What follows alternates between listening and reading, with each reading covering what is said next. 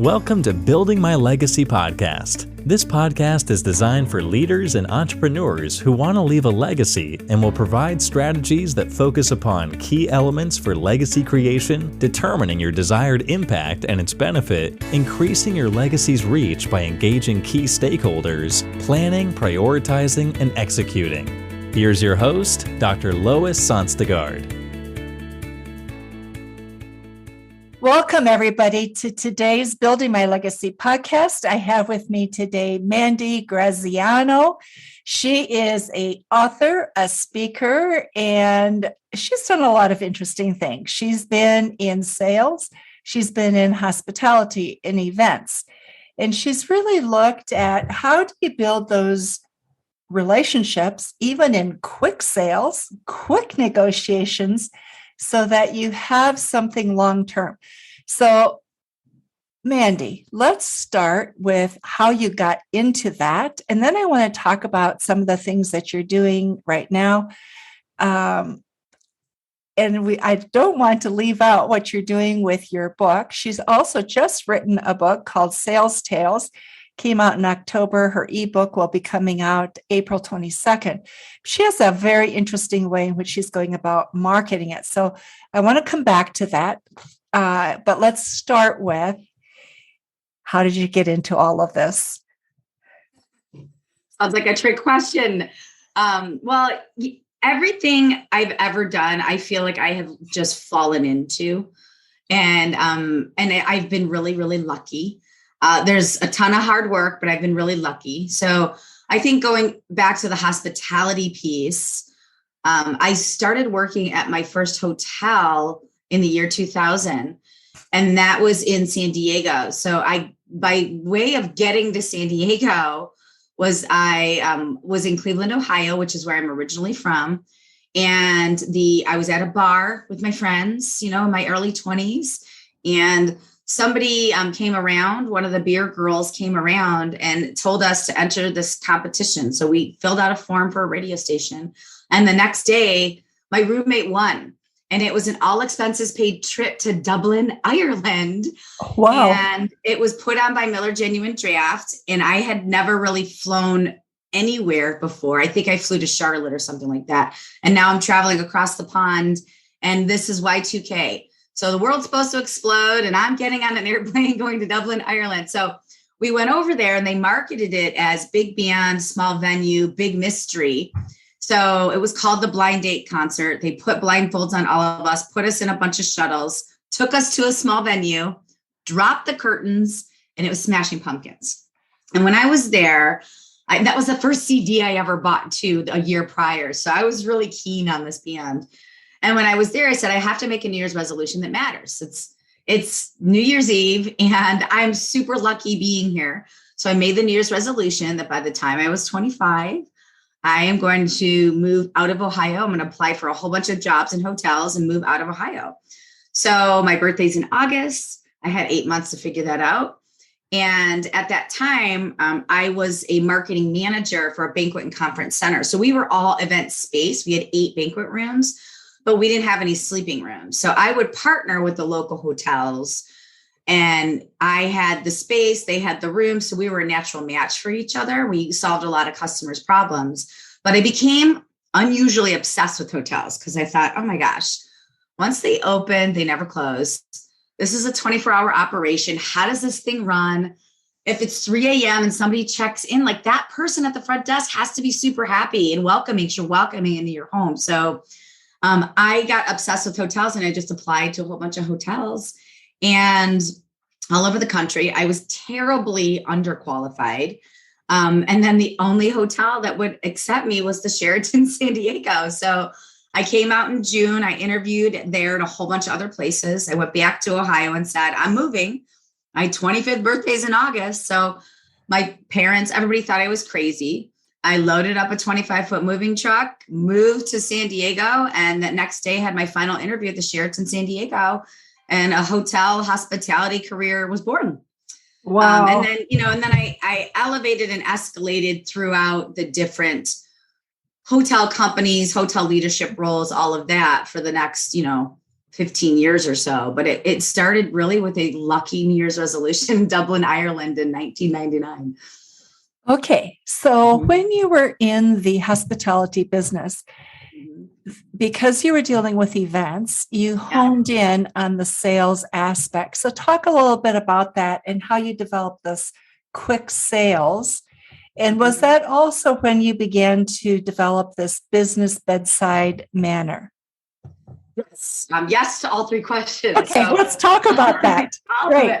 So, in the hotel world, the business model is there's group events, and within there's group events, there's social events like a wedding and a bar mitzvah, right?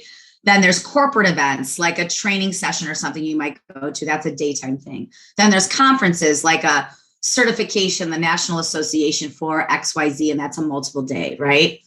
So those sales take a little bit longer. That sales cycle for that long conference takes a little bit longer. But my first job in hotel sales was catering sales.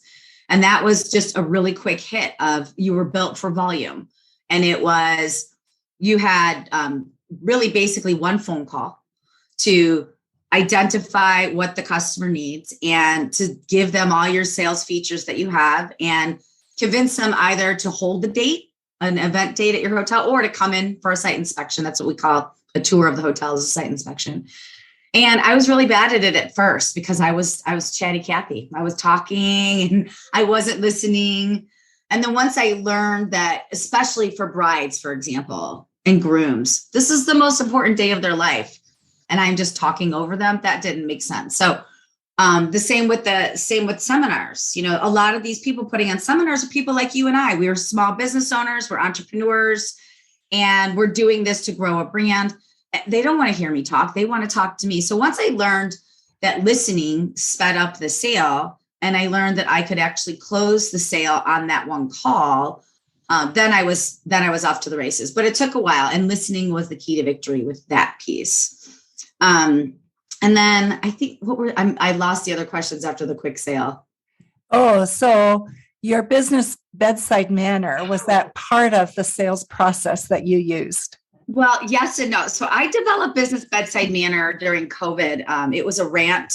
Okay. I was on my bike. It was April 2020. I had just canceled about 120 event contracts, conference contracts, and I'm commission only. So I'm paid when contracts happen.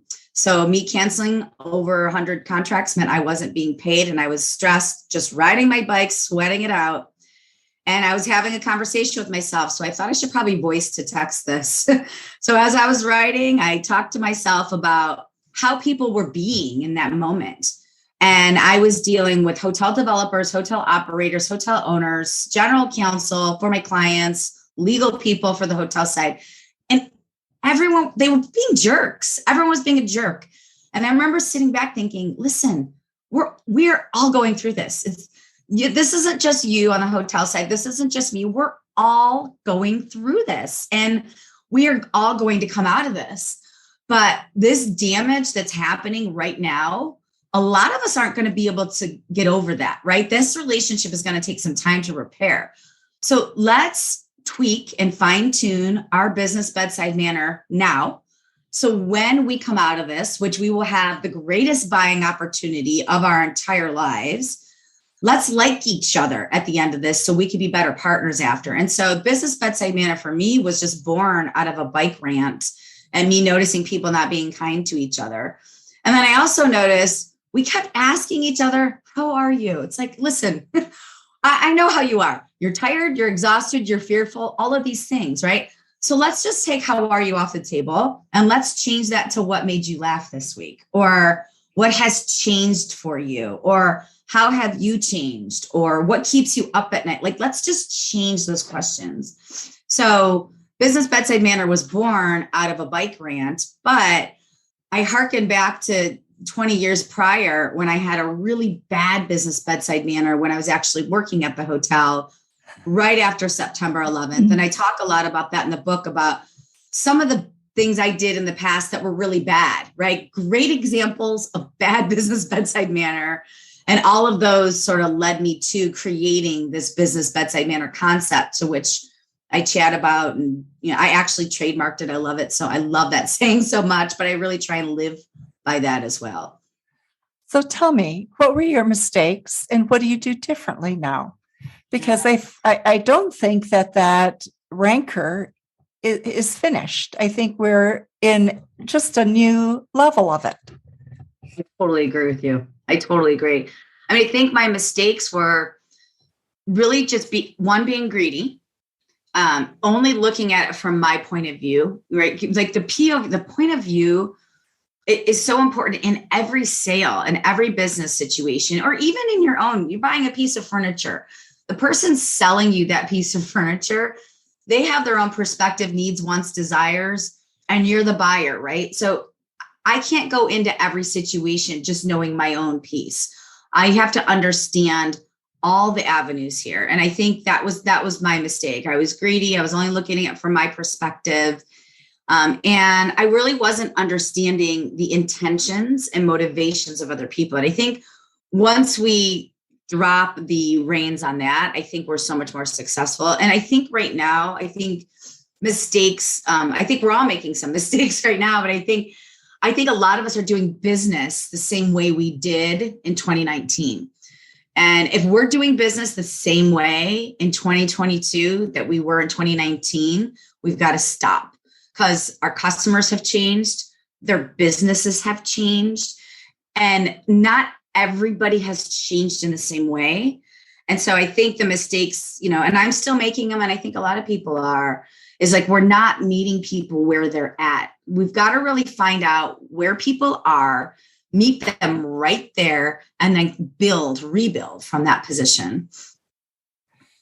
So people are different. Businesses are different. I agree with you there. What are you seeing are the major differences, and how are you approaching people differently? I understand the hearing and listening part, because you're absolutely right. I think people are desperate to be heard. Though, what are you noticing? Well, I mean, there's common things, right? There's supply chain issues. There's pricing issues. There's understaffing issues. Those are three common things across all industries. But I think how different businesses deal with that is a thing, right? So if you're in the manufacturing industry, now your conversations with your customers are, I can get this for you. It's going to take 2 to 6 months longer than it did prior. Also, it's going to cost 2 times more than it did before.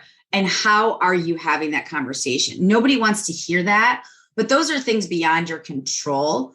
So let's get in front of that and let's have those conversations with customers. Honestly, let's not be meek about it and tiptoe about it. Like, let's really have those conversations. So I'm noticing that people aren't having those conversations and they're just sending an invoice to customers, which nobody likes that.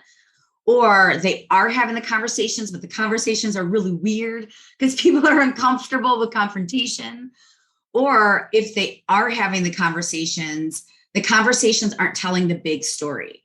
And I think your customers can handle it. I think we can handle a lot more now.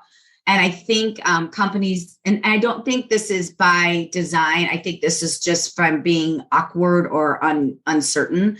I think customers really want transparency. I think that they can buy better if they really understand the big picture. I just had a circumstance happen like this with a service provider. A personal situation happened where we had somebody do some service in our home. And it was something where we called and said, hey, it was every couple of months. Would you like to come do this? And she said, okay, well, I have to charge you this. She increased her prices 3 times in the last year and a half. And finally I said, hey, this is the 3rd time. I can't, I'm not comfortable with this. And I said, can you just explain to me what's going on in your business? And before me saying I'm uncomfortable with this, I'm going to get a new provider, I said, can you explain what's going on in your business? And what was happening in her business was, because our schedule was erratic, we weren't having her here as much. So it was taking her longer while she was here. And it was difficult for her to schedule. So I understand that, right? Then that's a dollars to grief ratio, right? You have to increase that. So now I said, okay, well, if we can agree to do this once a month on this week, once a month, can we keep the price can we freeze the price? And she said, no problem. So I think we're missing that step right now, right? Asking like, what's going on in your business as a buyer? What's going on in your business that's causing you to price this way or causing this delay this way? But I think low staffing, the supply chain, and price increases are everybody's experiencing right now, but everyone's not handling it the same way right now. Right. Not everybody is finding solutions. And if you don't find a solution, then tensions rise, stress rises, and companies go under if you can't figure that one out. It's a huge one. I want to spend a moment talking about quick sales. How do you complete a sales quickly? Because you really emphasize relationships, right? That's what Bedside Manner is all about. And when I think about people who do quick sales, it's that slick salesperson who talks you into something with really a very well put together, canned, oiled speech that you regret afterwards. So how do you do this with a quick sales tactic and maintain relationships? Yeah, well, that's my whole thing. Sales is not a dirty word. Some bad salespeople give a lot of bad street cred to those of us who are really good. But I think it's all about asking the questions on the front end. So I think closing, and I talk about this in the book, my chapter on closing is the shortest chapter, because if you're doing everything right on the front end, closing is the fastest thing. And so I really think it is asking those questions on the front end, getting to know your customer on the front end, and then being able to solve that problem and not solving a canned problem, because everybody's problem is different. And you're not going to solve every single problem in every single sale, but you might be able to solve that one little problem that is the most painful for the customer. So I think, not trying to solve everything in the first deal is important, and focusing on those small wins is really important. But I really think it's the work you do on the front end that makes the quick close faster and easier. So asking those questions, really listening, solving that exact problem, not all the problems, but just one problem, and then celebrating that mini win. And then you have a customer for life, and then you can continue to quickly close all the other problems. Got it. I think, so what you're talking about is that front end is what leads to the close. And if you do the front end correctly, the close is a natural. The close is so easy. Yeah, exactly. And I think it's so good for people to hear that right now, because I think with, I think with the inflation, with things that are going on, business is tougher. And people are looking at how do I turn? How do I get that business? And there's almost a sense of, not quite desperation, but a real sense of stress in terms of meeting numbers. And so people tend to short end that front end. I just got to get to what I'm about, which is getting that deal, and forgetting it's that front end that leads you to that final step. And I totally agree. You're right. You don't short the front end. But the other thing is, don't resist what's happening in the marketplace right now. The decisions that are being made are more robust than ever before. There's more eyes on the decision. So in the past, maybe your end user that you're working with is a director level, right? Well, now the director level is involving the VP level and the C-suite, and there's way more spreadsheets, and there's way more conversations about maybe even the smallest sale. So instead of resisting that and complaining about it, embrace it, right? What are you doing to build yourself for speed? So if decision-making involves a lot more spreadsheets now, then create a pre-estimate invoice that you can just quickly plug in and send that to somebody. Maybe you're already doing that, right? So how can you make that better, faster? How do you make the buying faster for your client? And you have to really lean into what is happening in the marketplace right now. And I think understanding that there's a lot more people involved, the decision-making is a lot more robust, and it may take a little bit longer, but then you also have to explain that to your customers. Hey, customer, I get it. You're going to take a little bit longer. And if I were you, I would do the same thing. Here's what's happening in the marketplace. Everything's flying off the shelves. So the longer you take, you may not get exactly what you want. So let's find 5 things you really like. So by the time you're ready, we've got we've got a good solution for you. So it's also, how are you having those conversations, preparing them for their decision-making process too? Got it. You know what, Mandi, you also have a very interesting approach that you have created for selling your book. You're right now on a book tour. You've created and designed it yourself. So tell our audience a little bit about that, because we have a lot of people who are writing books or have written them. Yeah. I mean, before I wrote a book, I didn't know anything about marketing a book. This has all been trial by fire. And the internet is a beautiful thing, but I also talked to a lot of authors, what worked and what didn't. And the book tour right now, so I'm heading to Ohio, which is where I'm from, 6 events in 4 cities. And I didn't just want to be that author sitting at a table signing books that you're not sure is the author. You think that person might work at the bookstore handing out candy. I didn't want to be that person. So each event I intentionally designed to serve that community. So I partnered with the Chamber of Commerce in Maumee, which is a suburb of Toledo, and I'm delivering a business bedside manner conversation to their business leaders. And we got a sponsor for that. Visit Toledo, the destination marketing arm of Toledo, is going to be a sponsor for that. Now, that was a natural pair because I've been in the hospitality community, right? So I encourage you to think about what's within your repertoire and who might be your friends in those marketplaces, because that's all I did was just reach out to my friends. So that's a business event. And then I'm all about sweat working. I love a good walk. I love a good spin class. I think that helps you get to a better relationship with your clients. It's the same as the old school golf game, but now we don't have to just golf. We can do way more than golf. And so I'm doing a sweat working event also in Toledo, and that's going to be really fun. It's the sweat working trifecta. So it's 3 different workouts. And then after, we've marketed it as leave the boardroom and come into the studio. And so it's a whole bunch of entrepreneurs getting together, sweat working together. And then after, we have a little reception where we just talk about being an entrepreneur and the goods and the bads and how do we move forward. And then 2 of the events that are at bookstores for my book signings, I always felt like I had to be a grown-up to write a book. And I sort of couldn't wait to be a grown-up so I could write a book. It's the only thing I ever really wanted to do. And then I realized now, like, you don't have to be a grown-up. There's great books out there written by kids. So my book signings are really kid focused. I have some kid activities. We're going to have a little TikTok wall. We're going to have some workbooks. If you were a superhero, how would you change the world? Kids can draw pictures at it. And then we're going to assemble books for them. So essentially that will be their first book they ever write. And of course, I'll be there signing books and I'll be there talking about the book.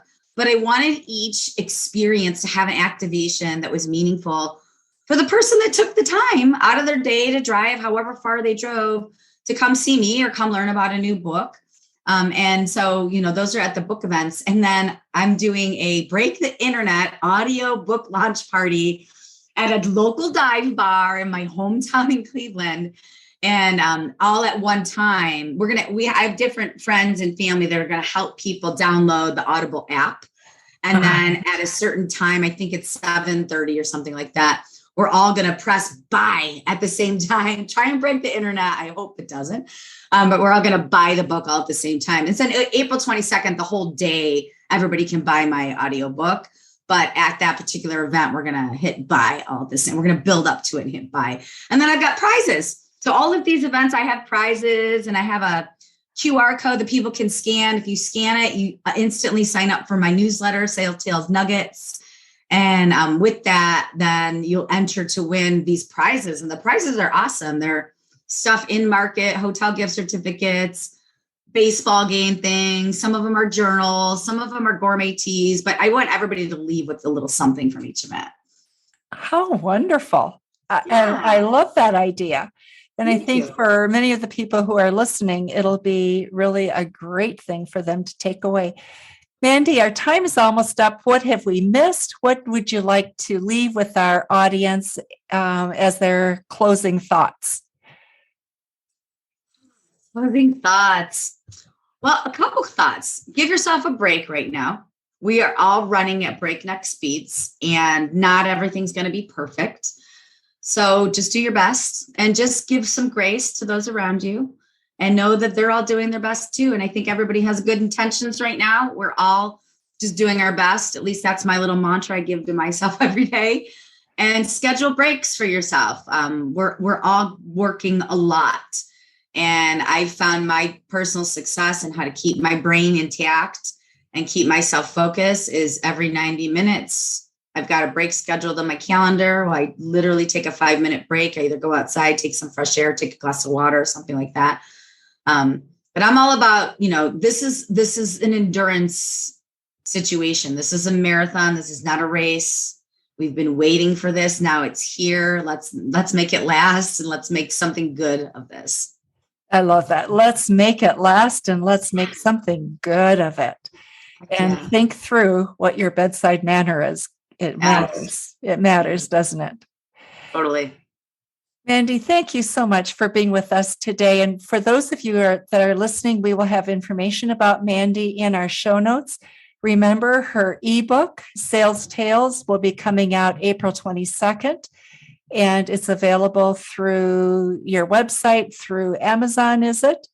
Yeah, so the ebook's already out. So the ebook and the physical book is already out through my website, mandigraziano.com, Amazon, Target, really anywhere you buy books, that's already available. And then the audio book that comes out on the 22nd, that'll be available on iTunes and on Amazon and on Audible. So wonderful. Really, if you just Google Sales Tales, Mandi Graziano, any way you want to buy a book is out there in some way. You got it. Okay. So if any of you need help, let us know. We'll be glad to connect you with Mandi. Mandi, thank you very much for your time today. Thanks so much for having me. It was nice chatting with you. You are so welcome. And for those of you who are listening to Building My Legacy podcast, thank you for being with us today. And remember to visit our website at www.buildtomorrow.com with the number 2. And also with our new website, startwithcollaboration.com. So thank you very much. You've been listening to Building My Legacy podcast with Dr. Lois Sonstagard. To book your appointment with Dr. Sonstagard, visit www.buildtomorrow.com.